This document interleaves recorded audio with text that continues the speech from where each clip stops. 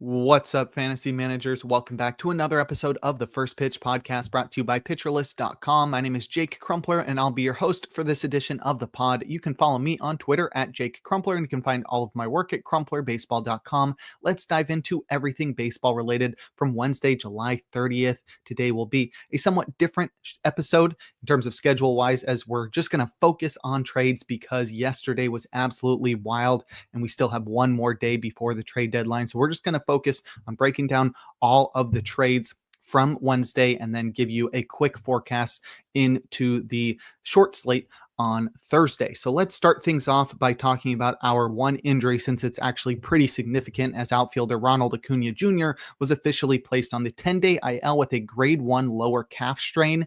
This was a bit concerning when he was wearing a boot on Tuesday, and looks like it's not going to be as bad as initially diagnosed, as there was some indication that it involved Acuna's Achilles. Luckily, just going to be a calf strain, and preliminary tests revealed there was no reason to believe that this is a significant injury. So Acuna is expected to return in 2 to 3 weeks. In a corresponding move, outfielder Jared Kelenic was recalled from the minors. He has struggled at AAA since being demoted in late April, producing a 65 WRC plus, and boy, Kelnic's fall off needs to be studied because it's been dramatic. He was such a highly rated prospect. I think like top 3 prospect in baseball before his call up and before his trade, but really hasn't panned out for his MLB career. And Kelenic will be on the strong side of a right field platoon with Eli White for the Braves until Acuna returns. All right, and we have a couple transactions to discuss before we get into the plethora of trades from Wednesday, starting with second baseman Brandon Lau, who was activated from the 10-day IL after missing some time with foot tendonitis. Lau will return to the strong side of a second base platoon for the Rays, and Tristan Gray was optioned to the minors in a corresponding move. And lastly, before our trades, catcher Moises Ballesteros was recalled from the minors by the Cubs. He's the Cubs' number 2 prospect, according to MLB Pipeline. He made his debut earlier this season, and it looks like he's going to see some time at DH as well as behind the plate, which will shift Seiya Suzuki to left field to cover for Ian Happ, who is currently dealing with a bruised shin. But that bruised shin, fortunately, will not require an IL stint for Ian Happ. But Ballesteros will be a boon to the Cubs lineup because he has been a great offensive performer in the minor leagues. All right, now let's take a look at the trades from Wednesday, as we had this is the day before the trade deadline, so we still got a bunch more coming on Thursday. Excited to see how that takes us because Wednesday was bonkers, and it started off with outfielder Austin Slater being traded by the White Sox to the Yankees in exchange for starting pitcher Gage Zeal, who's the Yankees' number 18 prospect, according to MLB Pipeline. Slater will see the majority of his playing time in the outfield, and against left-handed pitching for the Yankees, Slater is a lefty killer. He's also a great pinch hitter, one of the best in baseball, so that will definitely come in handy if the Yankees inevitably make the playoffs. Slater will be somebody who can start against lefties, play in the outfield, and pinch hit, come off the bench, and perform really well. Next, we have relief pitcher Tyler Kinley, who was traded by the Rockies to the Braves in exchange for relief pitcher Austin Smith. Smith is 26 years old, and Kinley has a 2026 club option, so he could be part of the Braves roster next year. The Braves continue to add to their pitching staff despite being well out of contention. They added Carlos Carrasco yesterday or a couple days ago, and they also added Blanken, but they I almost had it. I can't remember. They added some other starting pitcher. It was Eric Fetty. There we go. I knew I had it. They added Eric Fetty and Carlos Carrasco. Now they add Tyler Kinley. So the Braves are cooking this trade deadline season for some reason. Nonetheless, I don't think it's for competitive reasons. I think it's just so that they don't have to bring up, young players from the minor leagues and use their service time, as well as putting them in the major leagues when they're not quite ready. So getting a few veterans will definitely help that Braves roster survive for the next 2 months. But Kinley will join that bullpen, and he does have a shot at factoring into the 9th inning once Raisel Iglesias is traded, probably on Thursday. Next, we have relief pitchers Andrew Chafin and Luis Garcia, who were both traded by the Nationals to the Angels in exchange for relief pitcher Jake Eder and first baseman Sam Brown. The Angels will beef up their bullpen as they attempt to salvage their season despite a sub-500 record terrible run differential, and a 3% chance to make the postseason, according to Fangraphs. Not sure what the Angels are doing. They should really be selling. This is something that they've done throughout their history. I mean, you can think back to when Shohei Ohtani was a impending free agent, and they decided to hold on to him for one last run, which sort of made sense from a franchise making money perspective, as Shohei's going to bring in a lot of fans, especially knowing that he is probably leaving LA. This was I'm talking in past tense here, and they ended up not trading him, didn't re-sign him. It was very disastrous because they could have had just an incredible return to beef up their farm system. They're doing the same here, though, acquiring veterans Chafin and Garcia, and I would not expect those guys to be the difference maker that sends the Angels to the playoffs. Next, we have maybe the most surprising trade from Wednesday. Third baseman Ke'Bryan Hayes was traded by the Pirates to the Reds in exchange for shortstop Sammy Stafora, who's the Reds' number 9 prospect, as well as relief pitcher Taylor Rogers. And this is just what the Reds needed, another infielder. It's not like they don't have enough already, and enough good ones, honestly, because Noel V. Marte has been at third base for the Reds, and he's been pretty solid so far this season, in spite of returning from a performance-enhancing drug-related suspension. And the acquisition of Hayes won't come cheap for the Reds, as they had to give up a top 10 prospect in Stafora and a reliable reliever in Rogers, which is sort of confusing because if you really think about it, the Reds need more pitching. I think they do need outfield help, but not really infield help, but pitching is definitely on the docket, and to trade a reliever if you're trying to make the postseason and have success there doesn't really make much success, especially one as reliable as Rogers.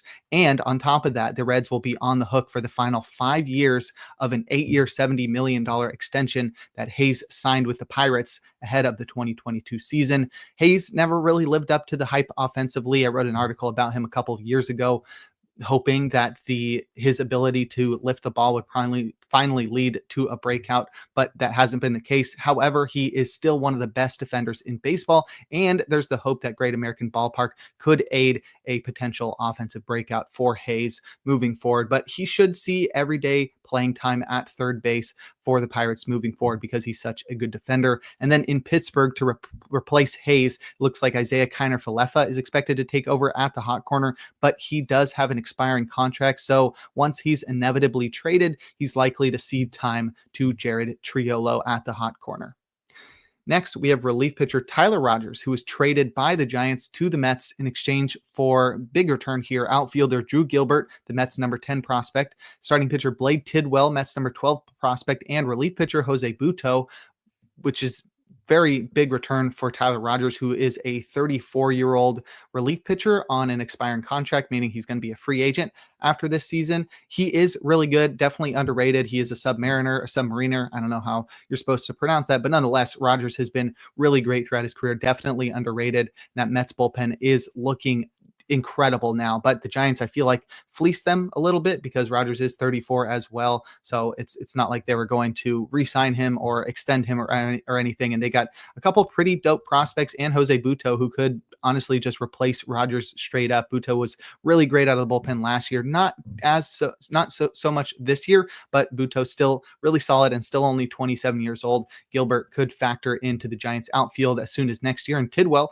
could factor into the rotation as soon as this year. But like I said, that Mets bullpen is now absolutely stacked thanks to this next trade, as well as relief pitcher Ryan Helsley was traded by the Cardinals to the Mets in exchange for shortstop Jesus Baez, who's the Mets' number 8 prospect, and starting pitcher Nate Dahm, who's the Mets' number 14 prospect, and starting pitcher Frank Ellisalt. So big return there for the Cardinals as they also trade an expiring contract. But Helsley notably better than Rogers. Maybe there's an argument to be had there. Helsley did lead baseball in saves last year, though, but the Mets have now acquired Tyler Rogers, Ryan Helsley, and Gregory Soto ahead of Thursday's deadline, which adds to a relief core that already featured Edwin Diaz, Reed Garrett, Ryan Stanek, and Brooks Raley. So that bullpen is going to be absolutely stacked. And I think the Mets are primed to make a deep run in the postseason thanks to that. And then in St. Louis, it looks like Phil Maton will be the temporary closer to replace Ryan Helsley until Maton's inevitably traded, because he is on an expiring contract as well, which could open things up for Jojo Romero. And if Romero is traded, which he doesn't have to be, I think he's still got another year of control, I'd look for Riley O'Brien or Kyle Leahy to take over as the Cardinals closer. But the Mets really beefing up their bullpen with the additions of Tyler Rogers and Ryan Helsley. In other relief pitcher trades, relief pitcher Caleb Ferguson was traded by the Pirates to the Mariners in exchange for starting pitcher Jeter Martinez, who's the Mariners' number 13 prospect. Ferguson provides Seattle a much-needed lefty reliever to take some of the pressure off Gabe Spear, who's been really solid this year, but was their only southpaw option out of the bullpen. Ferguson is a veteran, but still has some age left to him. I don't know why I put it that way. He's pretty young for somebody who's pitched in the majors for as long as he had, because he debuted so young. So I think Ferguson's going to be a solid addition to that Mariners bullpen, and his departure doesn't really impact the Pirates bullpen too much. Next, we have one of the largest trades, or most notable trades, from Wednesday, as closing pitcher Yohan Duran was traded by the Twins to the Phillies in exchange for a pretty solid return as catcher Eduardo Tate, Phillies number 4 prospect and the number 56 prospect in baseball, as well as starting pitcher Mick Abel, the Phillies number 6 prospect and the number 92 prospect in all of baseball, will head the other way to the Twins. Duran will immediately slot in as the Phillies closer, displacing the ineffective platoon that was Matt Strahm and Orion Kerkering. It's always been notable in Philadelphia that they've struggled to produce a solid bullpen, and while last year they were really good, this year it's sort of fallen apart after Jose Alvarado was suspended with due to performance enhancing drugs. And so they've been struggling to find a closer. The Phillies did sign David Robertson, who's still pitching in the minors. There was some talk that maybe he could be the closer, but with Duran in town, he is definitely going to be the closer in Philly. And that's a pretty dope addition. They'll have Duran for a couple more years as well. So in Minnesota, though, replacing Duran, Griffin Jax will step in as the Twins closer moving forward. And Abel could factor into an ailing rotation immediately. The Twins are dealing with a lot of injuries there, and Abel has already debuted this season and looked pretty solid when doing so. But they did get a pretty good return with 2 top 100 MLB prospects. Next, we have starting pitcher Mike Soroka, who was traded by the Nationals to the Cubs in exchange for shortstop Ronnie Cruz, who's the Cubs' number 13 prospect, and outfielder Christian Franklin, who's the Cubs' number 14 prospect. Soroka has honestly been underrated as a starter this year, producing the second best season of his career, according to FWAR, and he likely kicks Ben Brown out of the rotation, but it seems like in fantasy, Soroka has not been rostered enough, especially in Yahoo, because every time I suggest streamer, Soroka is right there available in the majority of leagues. And I think probably the move from Washington to Chicago bumps that up a little bit because his win chance will be much higher. But I think great addition there for the Cubs, pretty underrated. And the Nationals will now have an opening in the rotation, and it's unclear who will be replacing Soroka. In other Cubs acquisitions, relief pitcher Andrew Kittredge was traded by the Orioles to the Cubs. The return is unclear at this time, but the Cubs will add another veteran arm to their aging bullpen. Kittredge does have a 2026 club option as well, so he could factor into that bullpen next year if he closes out the season strong. Kittredge was the temporary closer in Baltimore after Felix Bautista hit the IL, and Sir Anthony Dominguez was traded yesterday. Now Yanier Cano should be the front runner, but he did just allow 5 runs while pitching the 7th inning yesterday, and Corbin Martin did get the last save and has the only save this week. So maybe Corbin Martin is your best shot for saves in Baltimore, though I'd be putting my money on Cano moving forward. But couple minor additions for the Cubs as they look to beef up their pitching staff. Next, we have relief pitcher Rafael Montero, who was traded by the Braves to the Tigers in exchange for infielder Jim Jarvis. Detroit hasn't done anything crazy to improve their bullpen thus far, claiming Luke Jackson off waivers a few days ago and now acquiring Rafael Montero. who the Braves had previously acquired from the Astros earlier this season. Montero has not been great this year. It's been a few years since he was really good. He was so good, in fact, that he earned a multi-year contract in free agency a few years ago. Now he'll head to Detroit and really act more as a low leverage reliever for them. Next, we have our first three-team trade, the only three-team trade from yesterday. This one's a bit confusing. The Reds got starting pitcher Zach Littell from the Rays. The Dodgers get catcher Ben Rortvedt and relief pitcher Paul Gervais from the Rays, and starting pitcher Adam Serwinowski, the Reds' number 10 prospect, from the Reds. And then the Rays get catcher Hunter Fiducia from the Dodgers and starting pitcher Brian Van Bell from the Reds. It's a bit of a weird deal, but the Reds get some rotational help with the biggest name in this deal within Zach Littell. The Dodgers get an interesting reliever in Gervais and some catching help in Rortvedt, and of course a throw-in prospect because it's the Dodgers, and Serwinowski isn't even just a throw-in, as he is a top 10 prospect for the Reds. And then the Rays part with an expiring contract, which is always smart from their end, and they bring in some quad A type guys that they usually have a lot of success at developing. So we'll see if Brian Van Bell and Fiducia can turn into something for the Rays. But Littell moving to the Reds is definitely the most notable name moving, and he should definitely help their rotation that is also dealing with a bunch of injuries. Next, we have third baseman Ramon Urias, who was traded by the Orioles to the Astros in exchange for starting pitcher Twine Palmer. Urias has one more year of control, so he will be on the Astros next year, and he's expected to take over third base every day in Houston, shifting Mauricio Dubon to shortstop and Zach Short to the bench, which this move makes a lot more sense considering the news that came out about third baseman Isaac Paredes, who could require season-ending surgery to repair his strained hamstring. He is seeking a second opinion, but not great news there for Paredes, who could be out for the season, which would leave Urias at the hot corner for the Astros moving forward.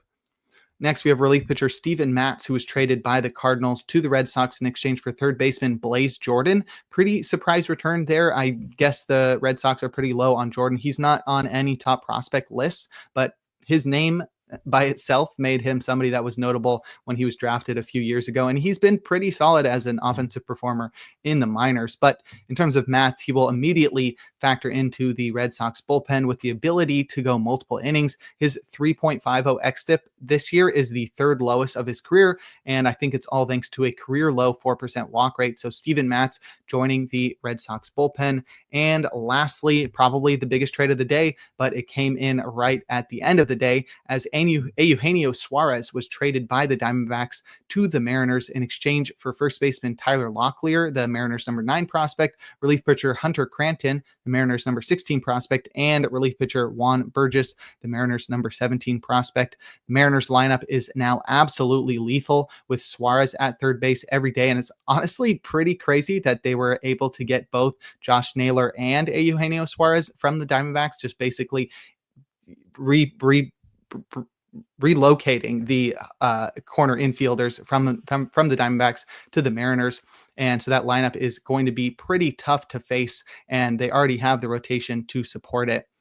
And it's even more notable as well that Suarez will be returning to the club that salary dumped him just a year and a half ago. The Mariners acquired Suarez from the Reds via trade ahead of the 2022 season after he had signed an 8-year extension with the Reds prior to 2018. And then after just 2 years, they traded him to the Diamondbacks. And then just a year and a half later, they wanted him back. So Eugenio Suarez heading to the Mariners. He will be their everyday third baseman moving forward. And then in Arizona, Blaze Alexander is expected to take over at third base moving forward. And that will also be the case in terms of everyday playing time, as Tyler Locklear will be in the middle of the lineup for the Diamondbacks moving forward at first base. He's been tearing up AAA, so I'm excited to see him get some everyday playing time in Arizona. I think he could really take off, and he will be the headliner of this trade, and Burgess could factor into the bullpen as well, as he is on the 40-man roster. But that is all of the trades from Wednesday. No time for notable performances. So before we look forward to today's games, we're going to take a quick break. Now we'll look forward to Thursday, July 31st, a day in which we'll have just 3 games, allowing baseball fans to put all their focus on the trade deadline. I know we had a ton of trades on Wednesday, but there's still plenty of names that could be dealt ahead of Thursday's deadline. So I'm going to be on my phone all day. My manager at work is probably going to be pretty upset about that. But hey, I got to be locked into these trades, see if I could take advantage of that in fantasy. And also, transactions are like one of my favorite things about baseball. I love the offseason. I love trade deadline season. It's always fun to see things moving around. So excited to see how the trade deadline shakes out on Thursday. But my matchup of the day of those 3 games is George Kirby versus Kumar Rocker. We've got an interdivision matchup, Mariners versus Rangers. Kirby has been looking much better recently. He's looking to hit his AGA label back, and Kumar Rocker has had glimpses of the reason he was a top prospect and a first-round pick, I think twice. So excited to see how this start goes between Kirby and Rocker. In terms of probable starters, we've got 2 guys in the auto starts tier, including Kirby. We've also got Andrew Abbott versus the Braves. Our probably starts tier has nobody, and our questionable starts tier has 2 guys, and that's where we'll find our streamer of the day in the aforementioned Kumar Rocker in Seattle. Great ballpark to pitch in. Very tough lineup to face now as they've added Naylor and Suarez, but Rocker has shown glimpses, and if he uses his cutter a bit more, he should find success. I'd also keep an eye out for Marcus Stroman versus the Rays. He's in the do not start tier. However, the Rays lineup isn't great. This is outside of George Steinbrenner Field, so I don't think there's too much stress to be put on Marcus Stroman here. We're just looking for a quality start anyway. Hopefully he can provide that before he is kicked out of the rotation. In terms of hitter suggestions, both Anthony Volpe and Ryan McMahon are batting .500 in small samples versus Ryan Pepio, and Volpe has quietly been on a tear recently, so it may be time to pick him up as he looks to have a much better second half. Nick Fortes, who was recently acquired by the Rays from the Marlins, has batted .375 with a homer and an .1125 OPS in 8 at-bats versus Marcus Stroman, so you could target him. I'll also look at Reds hitters versus Carlos Carrasco and his 5.91 ERA in Great American Ballpark. Great park to target hitters in. Carrasco is making his first start for the Braves. ERA nearing 6. I think it's ideal to target some Reds hitters here. And lastly, a look at Ezekiel Duran, who's batted .538 with an 1153 OPS and 13 at-bats versus George Kirby as a potential offensive streamer. And I will close things out with our relievers to watch. Devin Williams has pitched on back-to-back days and in 3 of the past 4. So Luke Weaver, who's also pitched in 3 of the past 4 but should be available, is likely to be the Yankees closer for Thursday. But that'll do it for today's episode of the First Pitch Podcast. Make sure to head on over to pitcherlist.com to check out all of the great articles and features we have on the site. Sign up for PL Plus or PL Pro to gain access to the Discord and to support the Pitcher List staff. You can follow me on Twitter at Jake Crumpler. Tune in live on YouTube tomorrow and every day for a new installment of the podcast. Trevor Hooth will be with you tomorrow and throughout the weekend. And make sure to enjoy the day as we are blessed with another day of baseball.